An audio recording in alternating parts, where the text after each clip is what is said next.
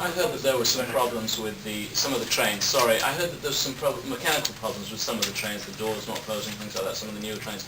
Has that played into this at all? It is not. In fact, if you think of the Type 4s, the newest of the train, the more modern looking ones, all of our trains always have a certain amount of break-in issues with them. The Type 4s have actually performed better than we have historically found on the three sets of earlier trains, the 1s, 2s, and 3s. What percentage of your budget is coming from the fare box now, and how much do you realize additional? The fare box right now, if you think of our total budget, operating budget, about 55% comes from the payroll tax, about 21% comes from the fare box, and a nickel is worth approximately $1.5 million. Did I say that right? Yeah. Back there? Yeah. Possibly a little bit less on the nickel as riders. Yeah. And has TriMet looked at other avenues of raising more revenue, like having more advertising on buses or something like that?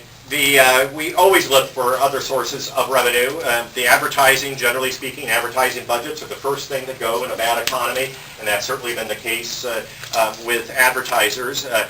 We do, however, have always look at other things. Right now, the payroll tax increase authorized by the legislature is tied, however, to a recovering economy. Obviously, we're not in a recovered economy.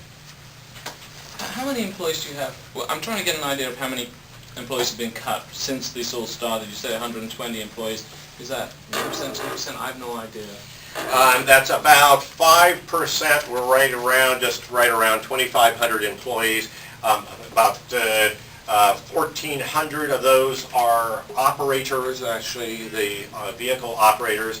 I'll look at Josh, about 400 on the 385 on the mechanic side, and then various others. Are there any concessions that you can and will ask for from your unionized workforce? That's something that is a part of a current contract negotiation now. The current contract expired on November 30th of 2009.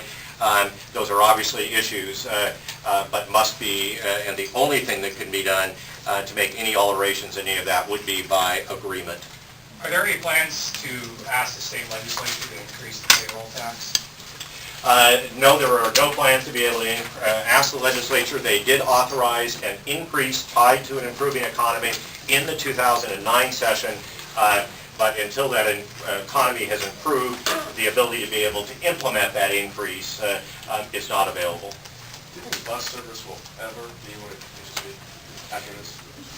The answer is absolutely.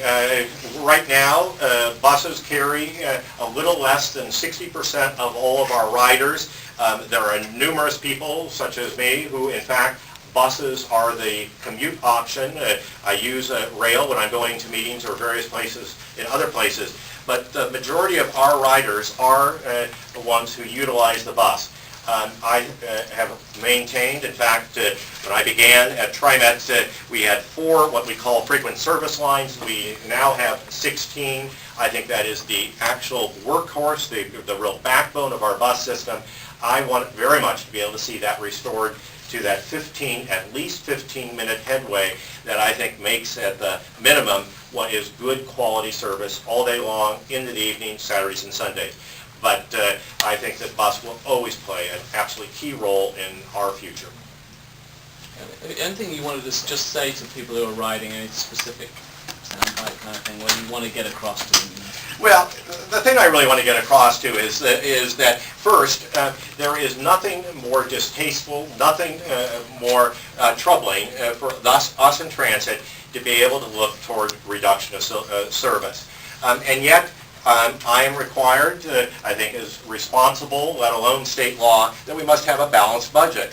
And I have looked at every other place, and we have done cuts throughout the agency, much heavier on overhead and administration and management than we have at the front lines, because we do believe fundamentally that we want to be able to preserve that service. However, when over 85% of our budget is tied to the actual direct service, you can't see these levels of budget reduction that doesn't affect service. Thank you all. Thanks. Thanks. I just have a other questions that, regarding first healthcare costs, do you know what that would be about long-term in the 2018 budget? We are carrying in the 2011 budget, that